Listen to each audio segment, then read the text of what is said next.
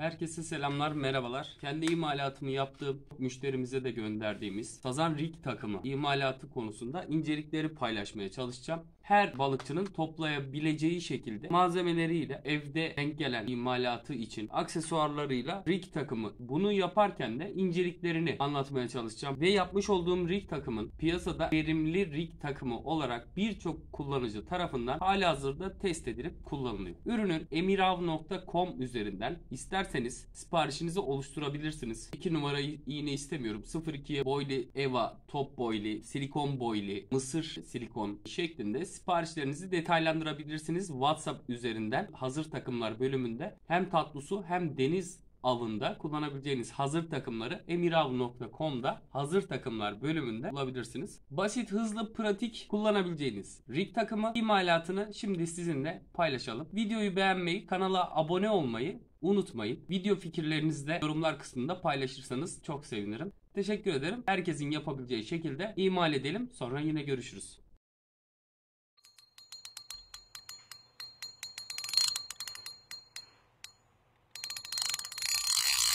Videosunda önerilen 0.30'luk, 0.25'lik gibi ipleri tavsiye etmelerinin nedeni bu piyasa malı iplerde çeker değeri çok düşüktür. Ancak istediğiniz değeri karşılayabileceğiniz Sumo serisinin ipini kullanıyorum. 8 örgü bir iptir. 0.18'lik çok yeterli bir değere sahiptir. Güce dikkat ederseniz 15 kilo 880 gram anlık darbe gücü. Avcıya da Sazan Rig takımlarında yıllardır kullandırıyoruz.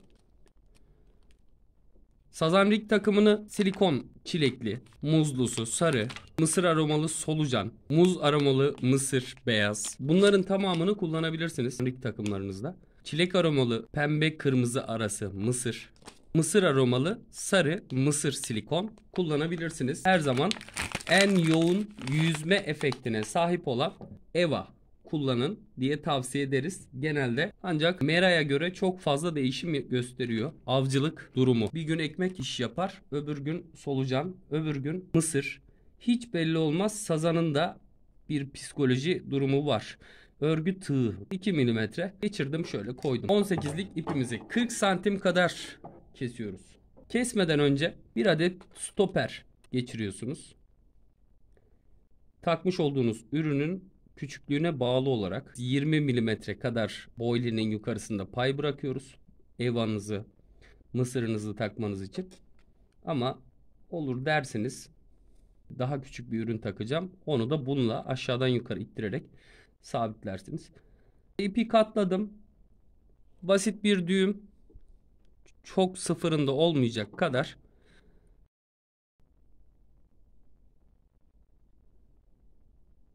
Tığımızı oluşan halkaya taktık.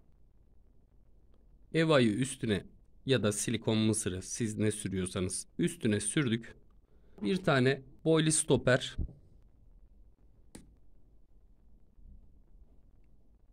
Halkanın içine geçirdik. Geçirdim, bıraktım. Sonra eva yerine gönderdim.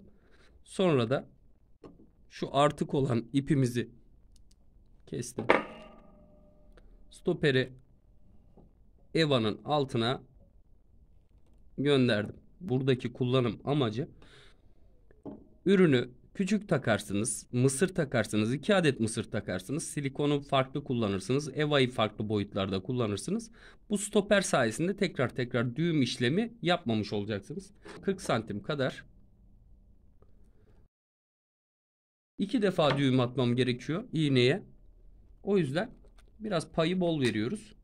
30 santim kadar kalacak. Siz 50 santim yaparsınız, 15 santim yaparsınız. Tamamen ihtiyaç olduğu durumda boyu kendiniz belirlersiniz. Ancak bu benim metodum. İğneyi stoperin hemen altından bağlayacağız bedene.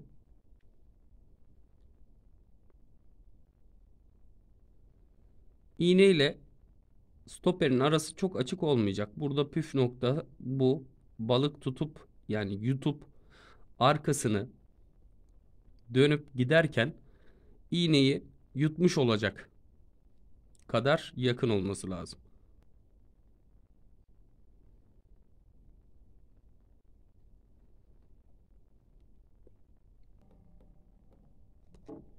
İğneyi bağladım. Düğümü iğnenin sırtına gönderiyorum. Ürün görselde şöyle duracak. İkinci düğümümü atıyorum.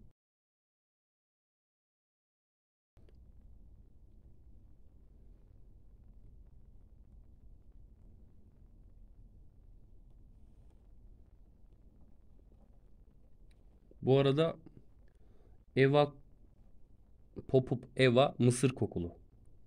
Siz kauçuk hortum bulmuş olabilirsiniz. Farklı aksesuarlardan bulmuş olabilirsiniz. 3 milimetre glovlu hortum. Glove hortum diye geçiyor.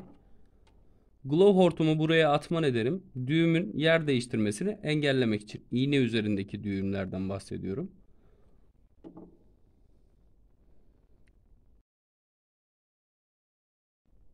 Düğümün geriye kaymasını engellemek için. Bir stoper ekliyoruz bedene.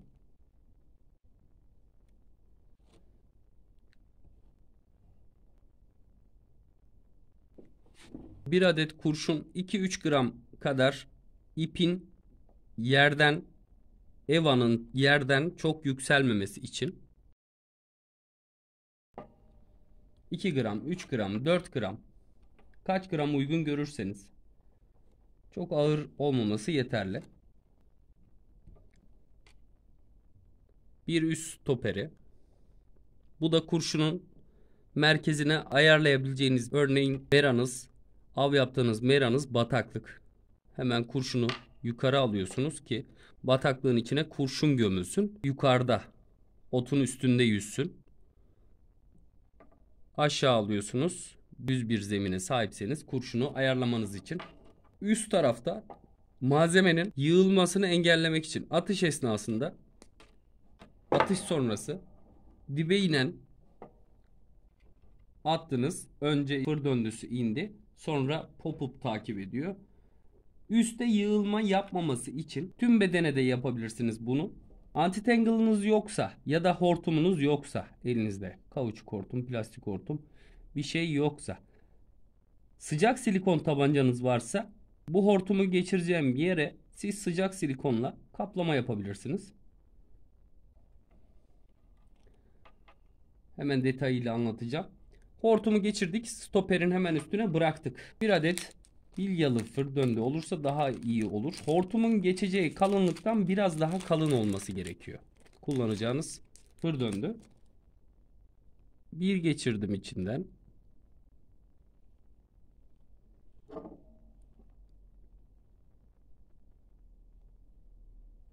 Sonra bir halka oluşturdum.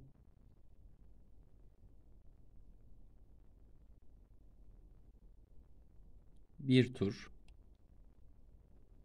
2 tur. O halkanın içinden ana bedenle birlikte geçirdim ve sıktım. 2 tur yeterli burada.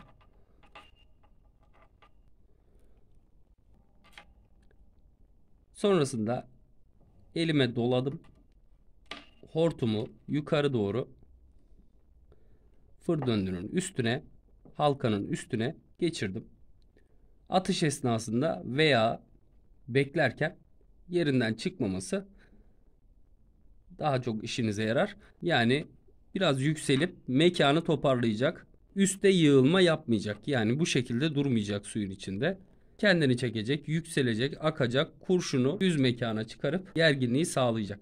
Eğer hortumunuz yoksa sıcak silikon tabancasıyla bir tur geçmeniz yeterli. 35 santim civarı olan sazan rig takım avcı birçok suda İç Anadolu, Doğu Anadolu bölgesinde birçok suda hali hazırda çalışıyor. Çalışmadığı herhangi bir alan yok. Bir tane bile şikayeti yok. İri balıklara nasip olsun. Sazan rig takımımız 18'lik beden, 35 santim boy, 0,1 iğne, döküm çelik, yuvarlak pala, kurşunu, stoperi, 3 adet stoperi. Anti-tangle yok, şart değil, daha verimli olur, olabilir. Ben kullanmıyorum. Fır döndü çelik. Şurayı göremedim dediğiniz yer olursa yorumlarda belirtin. İmal ettiğim bu ürüne ve daha fazlasına emirav.com'dan ulaşabilirsiniz. alışverişinizi yapabilirsiniz. 18 yıldır güvenle alışverişinizi yapabilirsiniz ve yapıyorlar. Videomuzu beğendiyseniz beğenmeyi, kanala abone değilseniz abone olmayı, yorumlar kısmından fikrinizi belirtmeyi unutmayın. Teşekkür ederim izlediğiniz için. Sonraki videomuzda görüşmek üzere. Kendinize iyi bakın. Hoşça kalın. Rast gelsin.